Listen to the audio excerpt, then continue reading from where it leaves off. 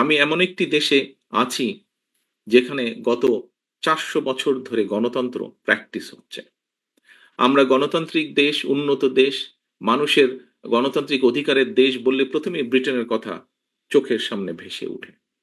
প্রিয় সহকর্মীবৃন্দ, এই দেশে যেকোনো সরকারি ব্যবস্থা, যেকোনো রাষ্ট্রীয় ব্যবস্থা, যেকোনো ব্যবস্থা কেন মানুষের পক্ষে?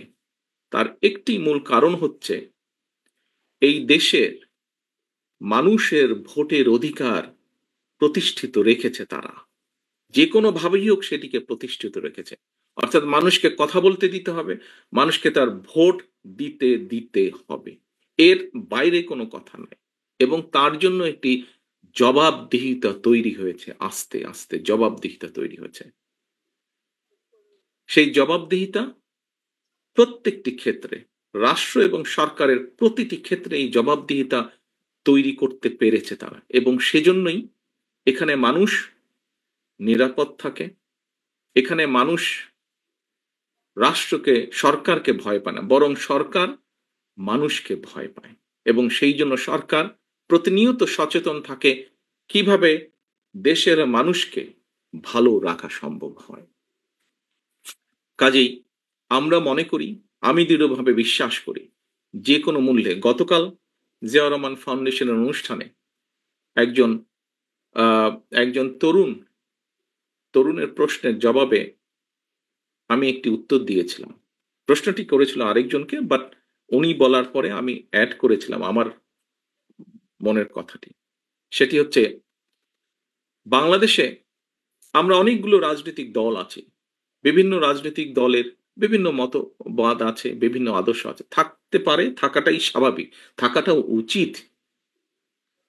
তবে একটি ব্যাপারে আমাদের সকলকে একটা জায়গায় মনে হয় আসা উচিত। অর্থাৎ যে কোনো মূল্যে আমি আমার আদর্শের কথা বলবো, আরেকজন আরেকজনের আদর্শের কথা বলবে। আমি সুযোগ পেলে আমার আদর্শ বাস্তবায়ন করব, জনগণ যদি আমাকে সুযোগ দেয়। অন্য কেউ সুযোগ পেলে, তাকে যদি জনগণ সুযোগ দেয়, সে তার আদর্শ বাস্তবায়ন করবে, যা তার জনগণের সামনে উপস্থাপন করবে। বাট একটি ক্ষেত্রে যে কোনো মূল্যে এক জায়গায় আমাদেরকে থাকতে হবে। সেটি হচ্ছে নির্দিষ্ট সময় পরে পরে দেশের নিয়ম, আইন, কানুনের, সংবিধান যে সময়টি বেঁধে দিবে, সেই সময় পরে পরে অবশ্যই রাষ্ট্রের বা সরকারের প্রতিটি পর্যায়ে যেখানে নির্ধারিত হবে সেখানে ভোট হতে হবে। সেটি জাতীয় সংসদ হোক, সেটি পৌরসভা হোক, ইউনিয়ন পরিষদ হোক, যেটিই হোক না কেন। অর্থাৎ জবাবদিহিতা, ভোটই একমাত্র, ভোটের অধিকার একমাত্র জবাবদিহিতা তৈরি করতে পারে। জবাবদিহিতা যদি রাষ্ট্রে, সমাজে, সকল জায়গায় যদি আমরা জবাবদিহিতা তৈরি করতে পারি, তাহলেই ধীরে ধীরে আমরা এগোতে সক্ষম হব। ধীরে ধীরে সরকার যদি জনগণকে জবাবদিহিতা করতে বাধ্য থাকে প্রতি কাজের জন্য, তাহলেই একমাত্র আস্তে আস্তে জনগণের দুঃখ, দুর্দশা লাঘব করা সম্ভব হবে। জনগণের কথা, জনগণের ইচ্ছা, জনগণের আকাঙ্ক্ষা প্রতিফলিত হবে সরকারের কাজের মাধ্যমে। প্রিয় সহকর্মীবৃন্দ, হাফিজ সাহেবের আবারও উদাহরণটি আমি টানতে চাই। ওই যে মোটরসাইকেল বহর, আপনারা বিগত ১৬-১৭ বছর অনেকভাবে নির্যাতিত হয়েছেন। আমরা মোটামুটি একটি গড় হিসেবে জানি, বাংলাদেশ জাতীয়তাবাদী দলের ৬০ লক্ষ নেতাকর্মীর নামে বিভিন্নভাবে মিথ্যে গায়েবী মামলা আছে, নির্যাতিত, অত্যাচারিত। শুধুমাত্র জুলাই আগস্ট মাসে যে আন্দোলন, জনগণের যে আন্দোলন, সেখানে বাংলাদেশ জাতীয়তাবাদী দলেরই প্রায় ৫০০-র মতন নেতাকর্মী শহীদ হয়েছেন।